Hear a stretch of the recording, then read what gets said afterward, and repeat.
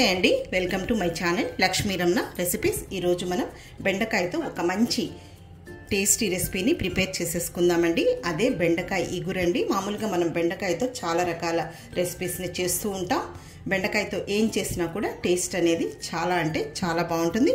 ఈరోజు నేను చేసిన ఈ బెండకాయ ఇగురిని డైరెక్ట్గా రైస్లో కలుపుకొని తినొచ్చు, అలాగే సైడ్ డిష్గా తినొచ్చండి.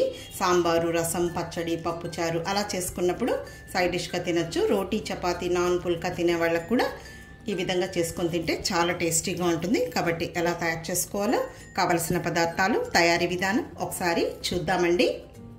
ఇక్కడ నేను ఒక అర కేజీ బెండకాయలు తీసుకున్నానండి. బెండకాయల్ని శుభ్రంగా కడిగేసిన తర్వాత వాటర్ అంతా డ్రైన్ చేసేసుకొని ఒక పొడి క్లాత్తో తుడిచేసేసుకొని చూడండి ఈ సైజులో ముక్కలు కట్ చేసి పెట్టాను.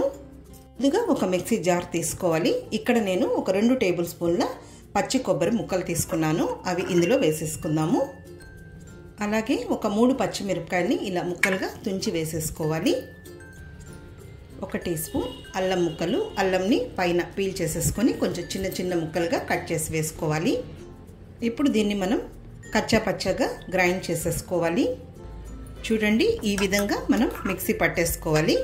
అంటే మరీ మెత్తగా కాకుండా అలాగని కచ్చా పచ్చగా కాకుండా చూడండి ఈ విధంగా ఉండేటట్లు మిక్సీ పట్టేసేసుకోవాలి.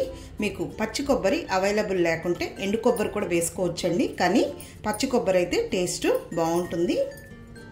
ఓకే అండి, ఇప్పుడు స్టవ్ వెలిగించుకొని ప్యాన్ పెట్టేసుకుందాము.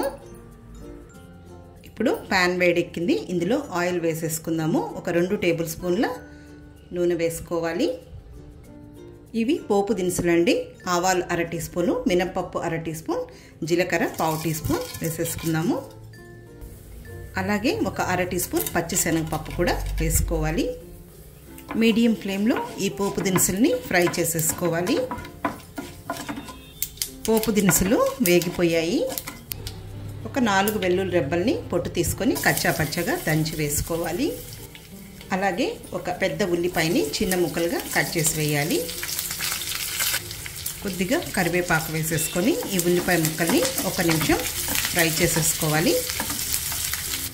ఇక్కడ చూడండి ఉల్లిపాయ ముక్కలు లైట్గా ఫ్రై అయ్యాయి కదా అండి. ఇప్పుడు ఇందులో ఈ బెండకాయ ముక్కల్ని వేసేసుకుందాము.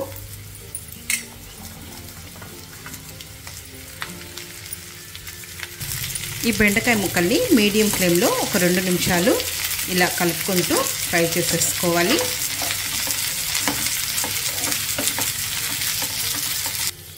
ఇప్పుడు ఈ బెండకాయ ముక్కలు లైట్గా ఫ్రై అయ్యాయి. ఒక 1/4 టీ స్పూన్ పసుపు పొడి వేసుకోవాలి. అలాగే కొద్దిగా సాల్ట్. ఇప్పుడు ఒకసారి కలిపేసేసుకుందాము.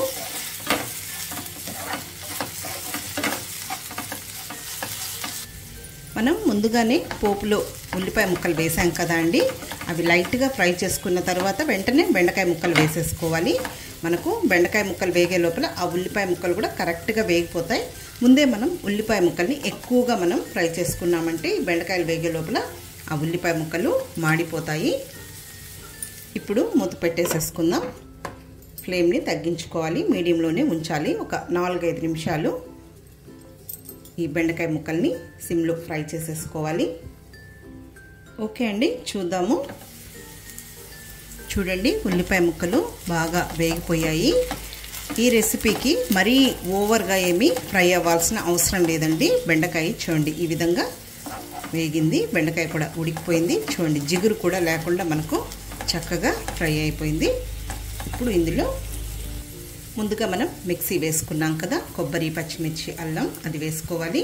ఈ పొడి వేసినప్పుడు మనం ఫ్లేమ్ని హైలో పెట్టకూడదు, సిమ్లోనే పెట్టి ఈ పొడిని వేసేసుకోవాలి. చాలా బాగుంటుందండి.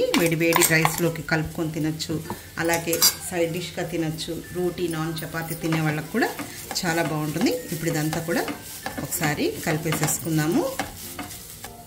ఇప్పుడు ఇది కొబ్బరి కాబట్టి మరి ఎక్కువసేపు ఫ్రై చేయాల్సిన అవసరం లేదు. 1 నిమిషం ఫ్రై చేసేసుకుంటే సరిపోతుంది. కొంచెం అల్లం, పచ్చిమిర్చి ఆ పచ్చివాసన పోయే వరకు. ఇప్పుడు ఇది 1 నిమిషం ఫ్రై చేసుకున్న తర్వాత ఇప్పుడు ఇందులో కొద్దిగా కారం వేసుకుంటే సరిపోతుంది. ఆల్రెడీ మనం పచ్చిమిర్చి వేసాము.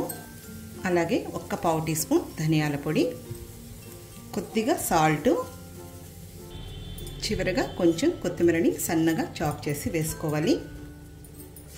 ఇప్పుడు ఇదంతా ఒకసారి కలిపేసేసుకుందాము.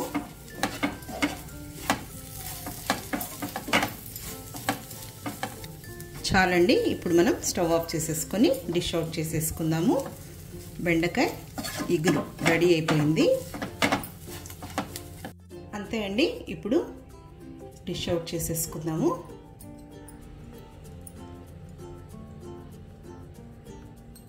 మనము రైస్లో కావాలంటే కలుపుకోవచ్చు, అలాగే సైడ్ డిష్గా తినచ్చండి. ఎలాగైనా తినచ్చు. చపాతీ, రోటీలో కూడా చాలా బాగుంటుంది.